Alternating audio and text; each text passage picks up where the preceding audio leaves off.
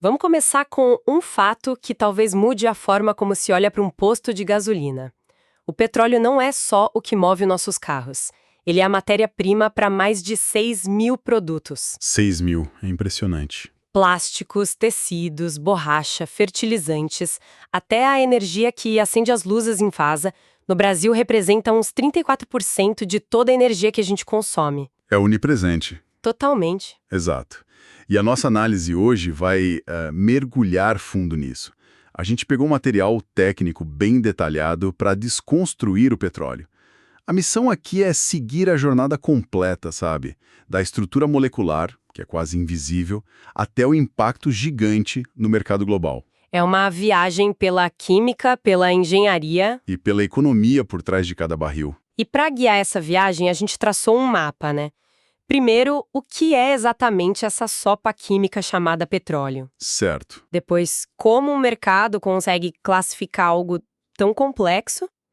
Daí, como essa matéria-prima vira os produtos que a gente conhece?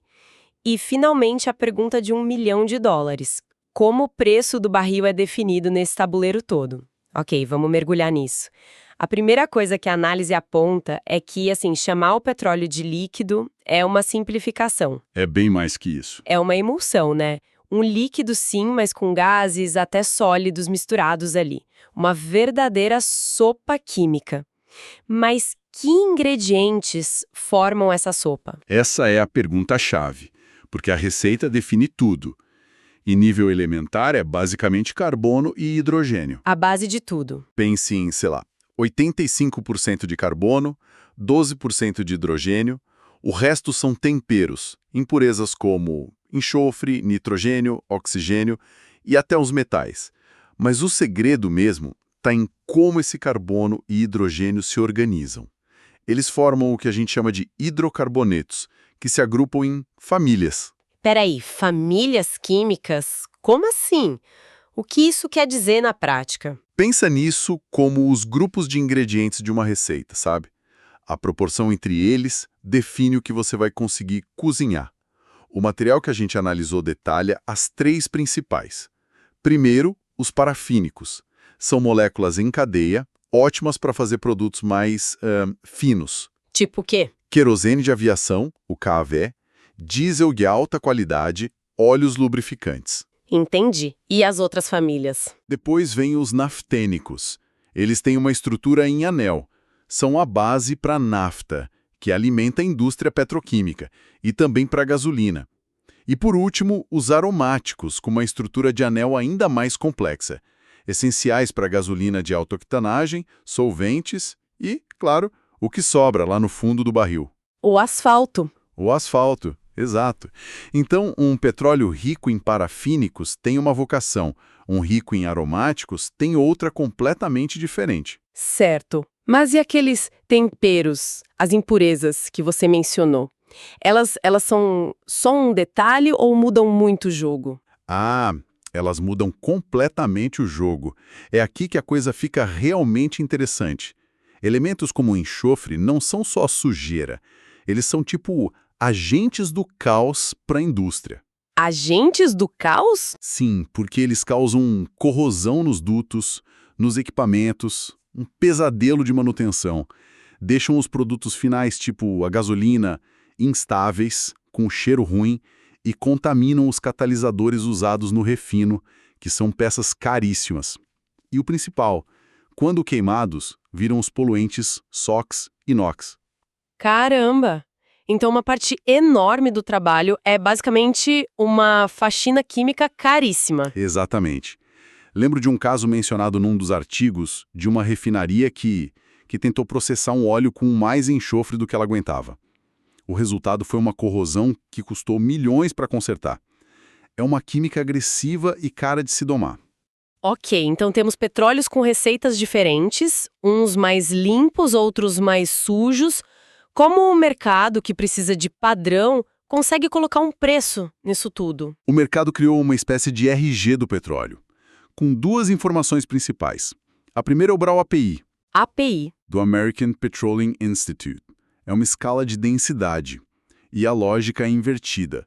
Quanto maior o número do API, mais leve e menos denso é o petróleo. E por que mais leve é mais valioso?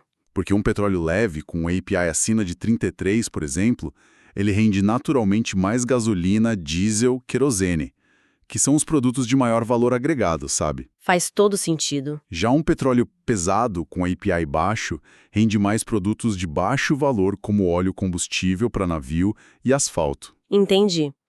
O grau API me diz o quanto de filé mignon eu consigo tirar dali. Mas e se esse filé vier sujo? Isso também entra na conta? Entra e muito. É aí que vem a segunda etiqueta do RG, o teor de enxofre. O mercado usa uns termos quase de degustação. Um petróleo com baixo enxofre é chamado de doce, ou sweet. Doce. E um com alto teor é azedo, sour. E como a gente falou, tirar enxofre custa caro. Então, o sonho de consumo de qualquer refinaria é um petróleo leve e doce. E o material que a gente viu traz um exemplo ótimo para o Brasil, o nosso famoso pré-sal.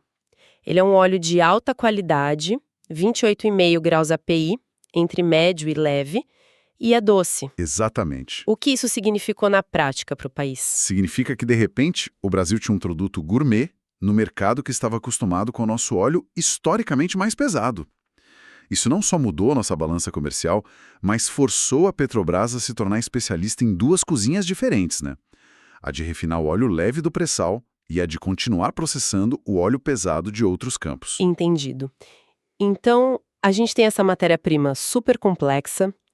Como ela sai do fundo do mar e se transforma naqueles 6.000 produtos? Onde que acontece a mágica? A mágica, a verdadeira alquimia, acontece no refino. Pensa numa refinaria como uma cozinha industrial absurdamente complexa. Gostei da analogia. O objetivo ali é fazer duas coisas. Primeiro, separar os ingredientes daquela sopa de petróleo. E segundo, transformar os ingredientes de baixo valor em pratos sofisticados e caros. E como funciona essa cozinha? Em 3 estágios. O primeiro são os processos de separação. A estrela aqui é a destilação. Certo. Você aquece o petróleo e, como cada componente ferve numa temperatura diferente, você o separa. Os mais leves, como o gás de cozinha, evaporam primeiro e são coletados no topo de uma torre. Os mais pesados, tipo asfalto, ficam na base. Certo. Primeiro você organiza a despensa. E depois? Depois vem a parte legal, os processos de conversão. Aqui você é o chefe. Você pega as moléculas grandes e de baixo valor e as transforma em gasolina. O processo-chave aqui é o craqueamento catalítico. Ele usa calor e pressão para literalmente quebrar essas moléculas grandes em moléculas menores e muito mais valiosas. É aqui que a refinaria multiplica o lucro. Exato. E o último passo é a finalização do prato. São os processos de tratamento. A purificação. Isso. Você peneira os produtos para tirar as impurezas, principalmente o enxofre. Tem o adoçamento para neutralizar os compostos e a dessulfurização para remover de vez. Com tantos processos, eu imagino que uma refinaria seja uma estrutura bem padronizada, quase uma franquia. É isso. É uma ótima pergunta. E a resposta que o material nos dá é o exato oposto. Não? É quase impossível encontrar 2 refinarias idênticas no mundo. Cada um é como uma peça de alfaiataria, feita sob medida para um tipo de petróleo e um tipo de mercado. Se cada petróleo é diferente e cada refinaria é um projeto único, como o mundo define um preço para algo que não é homogêneo? Perfeita conexão.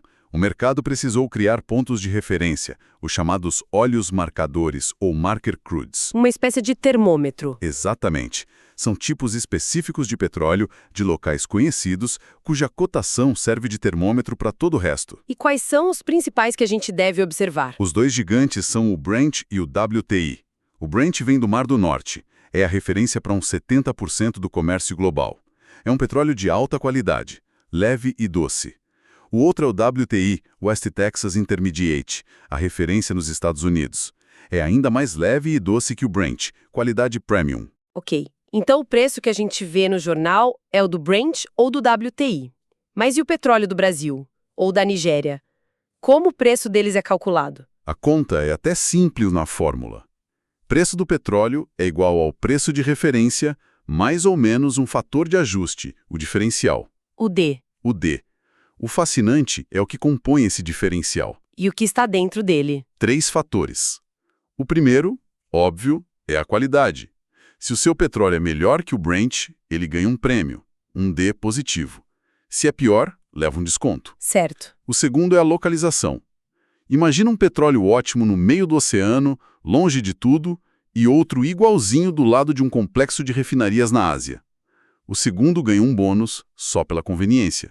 É a renda de posição. Qualidade e localização. Faz sentido. E o terceiro? As condições de produção. Tirar petróleo em águas rasas é muito mais barato que perfurar a 7.000 metros de profundidade no pré-sal. Essa diferença de custo e tecnologia também entra na conta.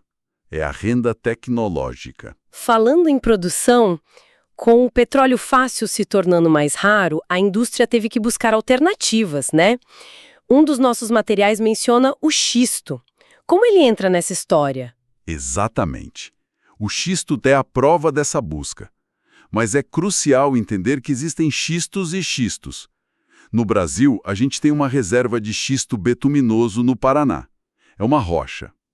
A Petrobras desenvolveu uma tecnologia, a Petrosix, que basicamente cozinha essa rocha para extrair óleo. E isso é diferente do famoso fracking americano? Completamente diferente. O que explodiu nos Estados Unidos é o shale gas, ou gás de xisto. Ali, o gás já está pronto, mas está preso na rocha. E o fracking solta ele. Isso, o fraturamento hidráulico. Eles perfuram na vertical, depois na horizontal e injetam uma mistura de água, areia e químicos em altíssima pressão para rachar a rocha e deixar o gás escapar. São tecnologias e geologias totalmente distintas. Uau! Então, o que tudo isso significa? Saindo desta análise, fica claro que o petróleo é muito mais que um combustível. É um universo de complexidade. Sem dúvida. A jornada da molécula de hidrocarboneto, invisível, até o preço que define a inflação global, é uma trama que une química pesada, engenharia de ponta e economia. Perfeitamente colocado. E para finalizar, a fonte nos deixa com uma reflexão baseada numa tendência que ela aponta como inevitável. A era do petróleo, leve e doce, fácil de achar e refinar, está chegando ao fim. A oferta futura tende a ser de óleos cada vez mais pesados e azedos. E qual a implicação disso para o futuro? Isso lança a questão final para nossa reflexão. Se as melhores fontes estão se esgotando, como a cozinha da indústria, o refino, vai ter que se adaptar para transformar esse óleo de qualidade inferior nos produtos que a sociedade exige. E talvez mais importante, quais serão os custos energéticos, tecnológicos e, claro, ambientais dessa transformação que se torna a cada dia mais complexa e mais desafiadora.